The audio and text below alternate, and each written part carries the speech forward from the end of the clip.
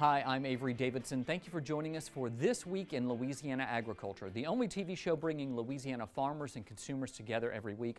My partner, Kristen Oaks-White, will join us a little later in the show with a very special TWILA boost. As of this recording, Tropical Storm Cristobal is expected to make landfall in Louisiana. While it's not expected to reach hurricane strength, the storm has the potential of bringing a lot of rain to already wet farm fields across the state. In addition, the coastal areas are home to sugarcane fields where 60+ mile-an-hour winds might blow over some of the taller cane, making it difficult for growth and for harvest. We'll be keeping an eye on the storm and its aftermath in the coming weeks. It's been a busy few weeks at the state capitol as lawmakers have hustled to get work done in a shortened legislative session. The Louisiana legislature had to squeeze in the work of a regular 85-day session into about 45 days. That means a great number of bills were not heard, and the body had to focus on the most important issue, the state budget. Even still, a budget was not passed in time for the regular session to adjourn on June 1st. As Louisiana Farm Bureau Federation lobbyist Joe Mapes tells us, lawmakers did not miss a beat hammering out the details of a balanced budget. From day one, we kind of felt like we'd probably be going into a special economic development session just to deal with the budget. Well, that's kind of what's happened now. So there wasn't a whole lot of tension surrounding the budget on the way through the first session. And now I don't sense a whole lot of tension around the budget either, because we got a lot of federal money that's going to be coming in, similar to Katrina, but it's going to be coming in from the COVID. It should take care of some things for a couple of years. After that, we're going to have to start scratching around. The good news is, with this less tension around the budget, it gives us great opportunity to work together over there at the Capitol instead of some of the division that we've seen in the recent past.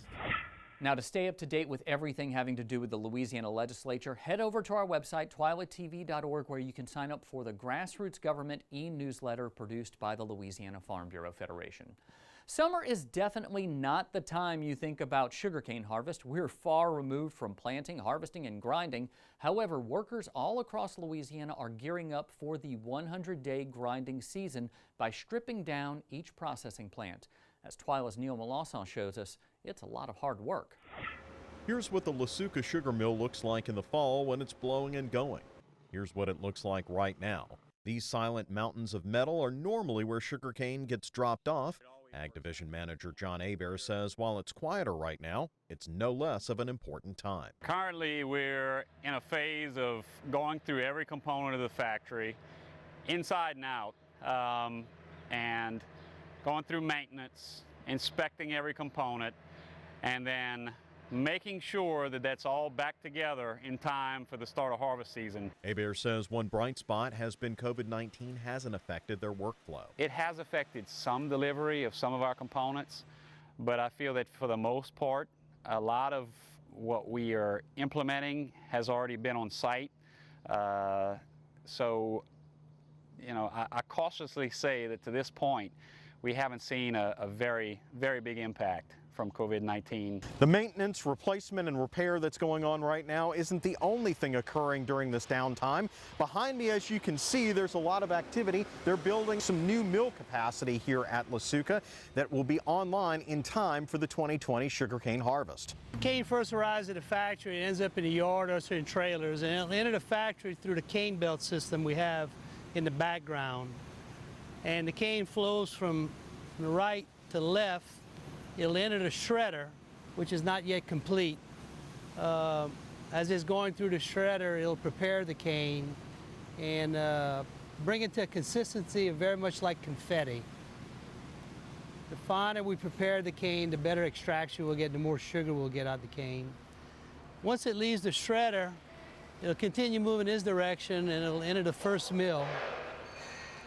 And then from the first mill, it'll enter the second, third, fourth, and fifth. And from there, it'll flow out the milling area and go to the boilers where the bagasse is used as fuel. So while things may look pretty unraveled right now, you can bet this mill will be back better than ever come fall. Reporting from St. Martinville, I'm Neil Melancon. If you want to see LASUCA in full operation, check out Neil's story from this past fall on our website at twilatv.org. Now, if you're in the St. Martinville area where LASUCA is located, you might want to stop in this charming town. Lots of great places to eat. There are also lots of interesting places, including this historic marker a block off Main Street. The Notre Dame of Perpetual Succor Church was established in 1938 as a place of worship. It was done so as a means for two African-American priests ordained in 1934 to lead a congregation. They were among the first in the United States to do so, well ahead of the Civil Rights Movement, and installed in a mostly rural area surrounded by farmland. As you can see, the original bell from that church is on display out front, still serving the community. The Notre Dame Church has resumed masses, but they ask you to please wear a mask if you're going to stop by for a visit. The recent global pandemic has caused beef packing plants and other distributors to experience unprecedented challenges to get beef to you. But there is no shortage of beef. Louisiana has a robust cattle industry, mostly focused on cow-calf and stocker operations. TWILA's Jennifer Finley visited with Amelia Kent on her East Feliciana ranch to discuss what they do at Kent Farms. All right, those are the replacement heifers. So the heifers I'm keeping, the heifers I'm loading on the trailer, those are the big sisters of these. Each day is its own. There is no one day that looks like the next day. Russell and I own and operate Kent Farms, which primarily consists, at least historically, primarily consists of a cow-calf herd. We have mama cows that produce calves each year, and the crop we sell are the calves that we need off of those mama cows. So that is at least half of our business model, the cow-calf model. Shipping is, an orchestrated process. It's the culmination of not just 7 and 8 months of a calf being born and outside, but the cow was pregnant for 9 months before that, and she had to be in the proper body condition for 3 and 4 months before that to get bred. So when those calves are getting on the track in August, weighing 600 pounds, it's really the culmination of 2 years worth of effort to get there. One of the coolest things, I heard you use the word orchestrated, and something that really just took me off guard and was so beautiful was the participation from your neighbors. Mm-hmm. That everybody came in. It was almost like paid workers and nobody was paid, because you do this on one farm one weekend, then you do the other farm the next weekend. There's not a lot out there that I can just bring to mind, that kind of community effort that comes together in this way still. But it did that day. We're very fortunate to have a community and neighborly dynamic here. And I think that it exists elsewhere. It's just few and far between. It's harder to find. And it's not limited to shipping either. So we're at the end of our first cow working. And cow working is when we administer our routine herd health procedures. And we do it at least twice, where we're administering vaccines. The first round is in usually February and March, and then the second round, the booster shots, are going to be in midsummer, maybe May, maybe June, July. But we're all in a very similar vaccine protocol, which means those 2 rounds of shots. In our community, our neighborly dynamic, we all go help each other. So you can almost predict, like clockwork, the Saturdays that we'll all be working with each other. If we're not working our cattle, we're working their cattle. You saw one crew in action. We hit 2 places and then went to the scales. And then Russell had another crew going. Russell had 2 places, and his dad had another 2 places. So we quite literally, we pinned 6 places with 3 crews and had all of the cattle to the scales by 10:30. All right, off to Perkins. Y'all are loaded. Whoever is last out, we just got to shut the yard gate. So what kind are these? This herd is primarily comprised of Brayford, whether it's a half-blood F1 Brayford, which is half Hereford and half Brahman, or just a Brayford type, not necessarily that true half-blood. But then we also have some black cows in here, which would be the quarter-blood daughters. They're the Angus daughters off of the Brayford cow. Any of those the grass-fed beef? No. No. This is difficult. You know so much. There are so many different components to this.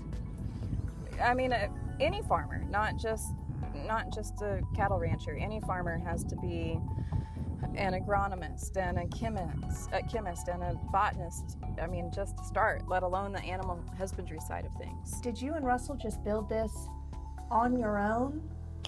Yes and no. So Russell and I both come from farming and ranching families.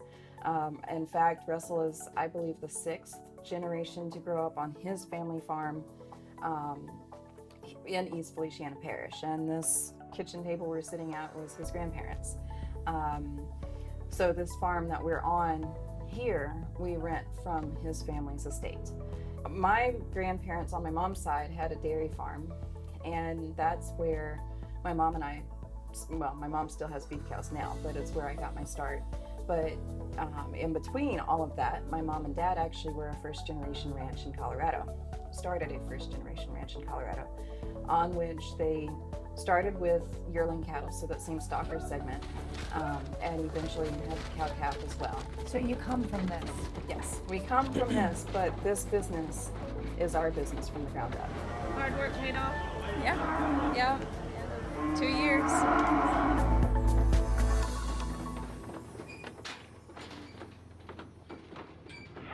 Now, since Jennifer shot that interview, Russell and Amelia Kent welcomed Avery Emerson Kent, a beautiful baby girl, into their lives. That happened on May 12th.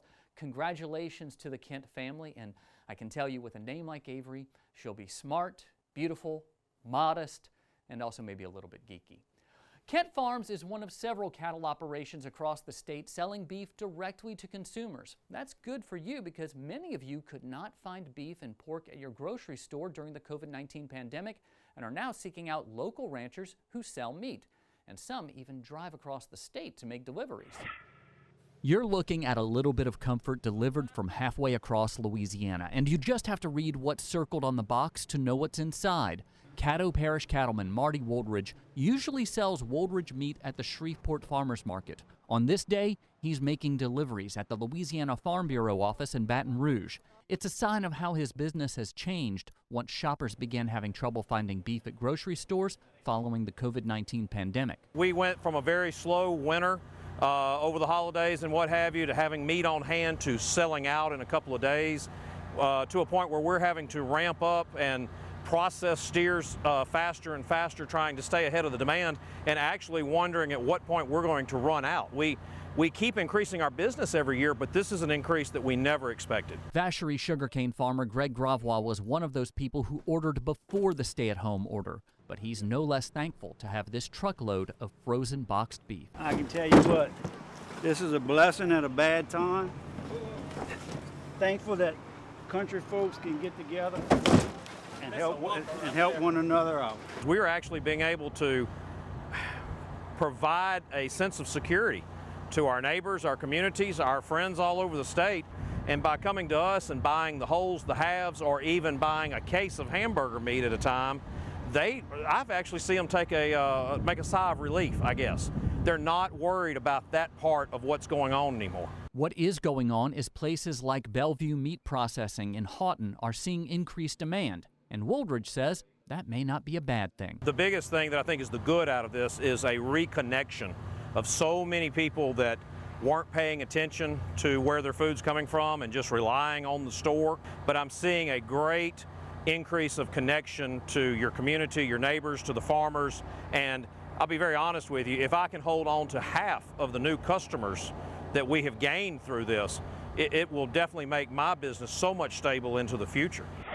Like I said before the story, Marty Wooldridge is not alone in selling beef directly to consumers. There's Kent Farms, Gosselin Land and Cattle, Duncan Farms, Iverstein Farms. I'm dropping a lot of names because there are a lot of sources locally for beef, pork, and poultry.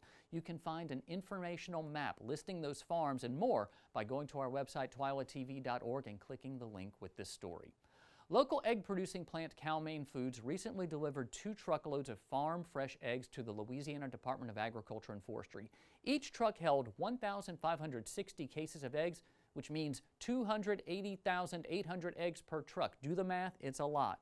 The LDAF will help deliver this donation to food banks across the state of Louisiana. Well, first we want to thank Cattleman Eggs You know, they've donated 2 tractor-trailer loads of eggs. This can be going to the food banks. Each tractor-trailer load is 23,400 dozen. Tremendous amount of eggs.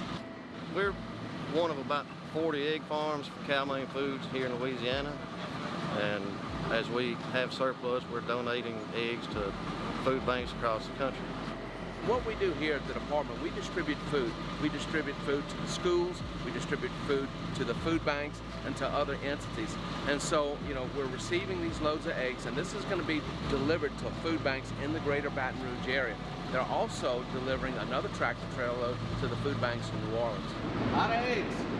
And right now, during the COVID-19 pandemic, you have families that really are struggling. You know, have people now that have been out of work for 8 weeks, and this will go to families that are not on SNAP. They're not on, quote, food stamps. They're not on SNAP, but they have great needs. And so this is part of the packages we'll be putting together. And I can tell you the food banks and, of course, ultimately the people that are going to receive this are very excited about this. This is a very, very generous donation. You think about 600,000 eggs, that's at least 300,000 meals. So it means a lot. We're a company that believes in God, family, and helping our community, and anything we can do. We are egg producers, so when we have product available to give to our community, that's what we like to do with it. We always love hearing good news like that. The 2020 crawfish season has been up and down for farmers this year. It's gone on longer than anticipated, but low prices and restaurants being closed impacting the price they received at the farm, well, made it a tough year. You can still find crawfish all around Louisiana, even in June. In New Orleans, Castanet Seafood has live crawfish for $2.50 a pound and $3.50 a pound for boiled. Sweet Tea's Crawfish in West Monroe has them for about the same price. Live crawfish are $2.55 a pound and $3.75 a pound for boiled. Louisiana Gulf Seafood in Pineville has live crawfish going for $2.25 a pound. Boiled crawfish are going for $4.45 a pound. Our friends at the Louisiana Crawfish Promotion and Research Board want you to have the best crawfish from the best place on earth, right here in Louisiana. So be sure when you go out, ask before you eat.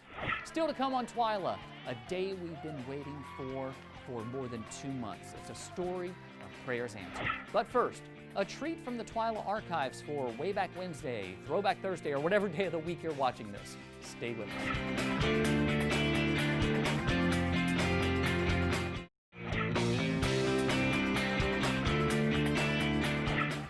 Although I'm in the studio today, the TWILA team has been working from home throughout the coronavirus pandemic. We've been bringing you TWILA from our backyards and farms and ranches across the state, but the show's been on for almost 40 years.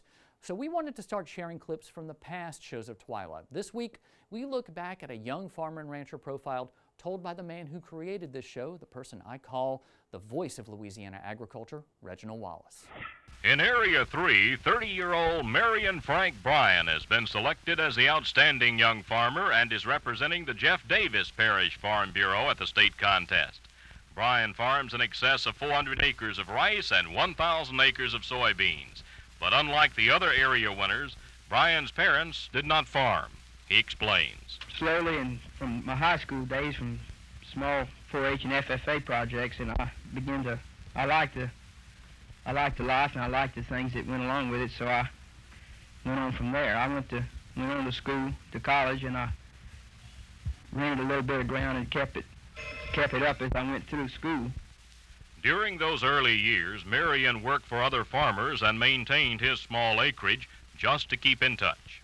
I knew I had to stay around and not get out of touch, because if I got out of touch, I couldn't rent any land at all. So I kept my small acreage and worked for other farmers along until I got a chance to buy some equipment and rent a farm of my own. Marion points out that declining rice and soybean prices are his major concern, and he blames the recent grain embargo on foreign sales of U.S. grain for that decline. I guess I'm right along with everybody else that's in that kind of business. We're running on a real low price, and it's not doing really anybody any good. It's going to throw, particularly this area, into a pretty bad slump. My opinion about it, my own personal opinion about it, is I think we've sort of been had by the government, and I guess from what I can gather, a lot of other farmers think so also. my particular opinion about grain sales to Russia or anybody else in the world. If any of the other foreign countries are able to pay a certain price for a product, then I think the American public ought to be able to, if they need it that badly, they ought to be able to pay a little more.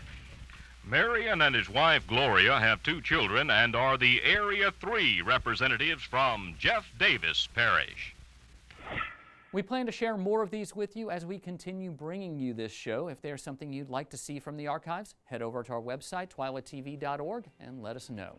Still to come on TWILA, it's nothing less than a miracle, and I'm so glad that Kristen Oaks gets to share this story with us. The TWILA Boost is next.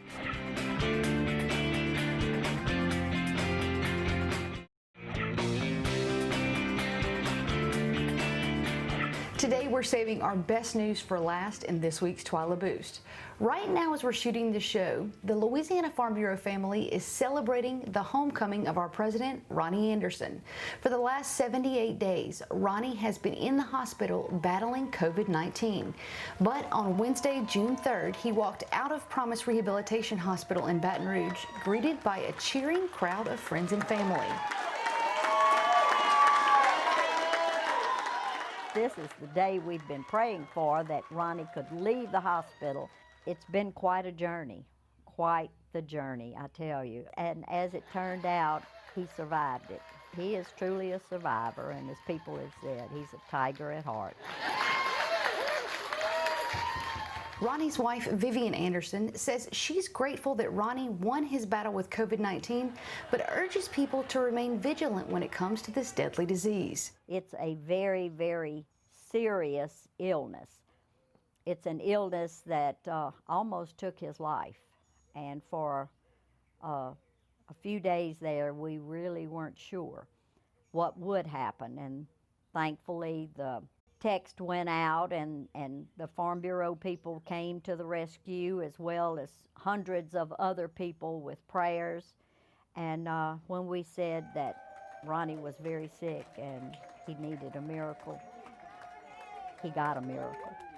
And I think Ronnie has come to realize now more than ever, you know, how short life can be and how it is, and that you need to make the best of every day. He tells me that all the time. We're going to do some things that we haven't been able to do because he wants to get back into the action of living.